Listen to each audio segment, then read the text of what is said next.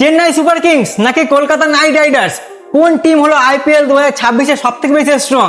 কারণ আইপিএল এ মিনি অকশনে আগে এই দুটো টিমের কাছে সব থেকে বেশি পার্স, সব থেকে বেশি টাকা ছিল। তাই এই দুটো টিম যে ভালো ভালো প্লেয়ারদের কিনতে পারবে মিনি অকশনে, সেই বিষয়ে কিন্তু কোনো সন্দেহ নেই, কোনো ডাউট নেই। তাহলে চলো দেখে নিই এই দুটো টিম মিনি অকশনে পরে কতটা স্ট্রং হয়ে গেছে, কোন টিম হয়ে গেছে কার থেকে বেশি স্ট্রং, আর কোন টিম মিনি অকশনে কোন কোন প্লেয়ারদের কিনেছে, সবকিছু কিন্তু এই ভিডিওর মধ্যে আমি ডিটেলসে বলবো। তার জন্য কিন্তু ভিডিওটা একটু বড় হতে পারে, অবশ্যই ধৈর্য ধরে ভিডিওটা কিন্তু দেখবে। তাহলে চলো ভিডিওটা শুরু করা যাক। প্রথমেই শুরু করি আমার ঘরের টিম মানে কলকাতা নাইট রাইডার্স দিয়ে।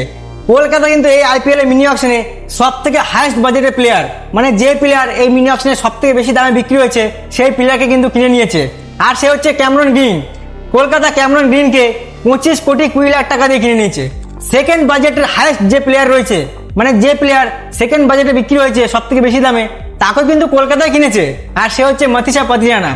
কলকাতা মাথিসা পাথিয়ানাকে কিনেছে 18 কোটি টাকা দিয়ে। 3 নম্বরে কিনেছে মুস্তাফিজুর রহমানকে 9 কোটি 20 লাখ টাকা দিয়ে। 4 নম্বরে আছে তেজস্বী সিং, যাকে কলকাতা কিনেছে 3 কোটি টাকা দিয়ে। 5 নম্বরে আছে ফিন অ্যালেন, কলকাতা কিনেছে 2 কোটি টাকা দিয়ে। টিম সেফার্ট, একে কিনেছে কলকাতা 1.5 কোটি টাকা দিয়ে। 7 নম্বরে আছে রাহুল ত্রিপাঠী, কলকাতা কিনেছে 75 লাখ টাকা দিয়ে।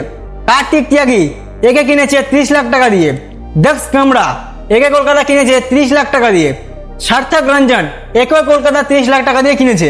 11 নম্বরে আছে প্রশান্ত সোলাঙ্কি, একেও কলকাতা 30 লাখ টাকা দিয়ে কিনেছে।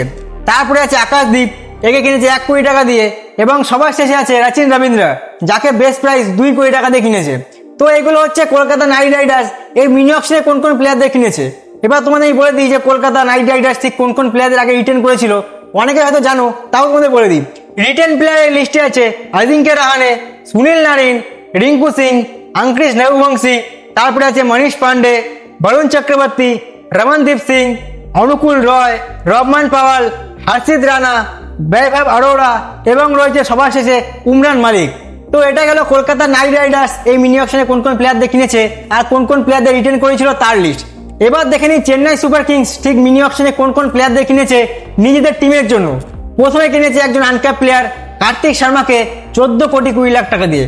সেকেন্ডে যে আছে সে হচ্ছে প্রশান্ত বীর, এও কিন্তু একজন আনক্যাপ প্লেয়ার, একেও কিন্তু চেন্নাই কিনেছে 14 কোটি 20 লাখ টাকা দিয়ে।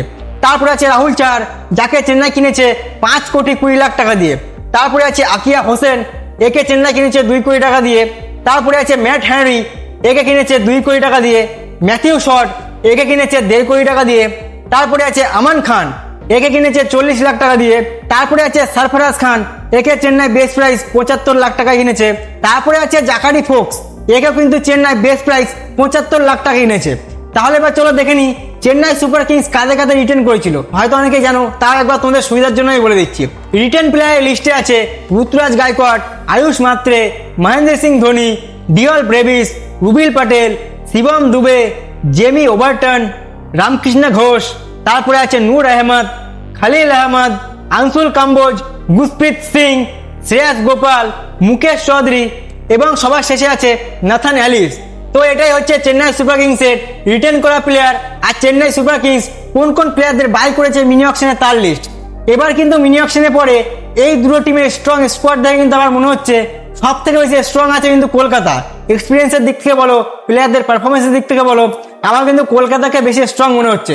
না, আমার ঘরের টিম বলে বলছি না, সত্যি কিন্তু কলকাতাকে বেশি স্ট্রং মনে হচ্ছে চেন্নাই সুপার কিংসের থেকে। বাকি তোমাদের কি মনে হচ্ছে, কলকাতা নাকি চেন্নাই, কে বেশি স্ট্রং? অবশ্যই কমেন্টে বলে যাবে। আর আমাকে সাবস্ক্রাইব ফলো করতে একদমই ভুলবে না। তাহলে চলো আজকে ভিডিওটা এখানে শেষ করছি, দেখা হচ্ছে কালকে একটা নতুন আর ইন্টারেস্টিং ভিডিওর সাথে। ততক্ষণের জন্য তোমরা সবাই ভালো থাকবে, সুস্থ থাকবে।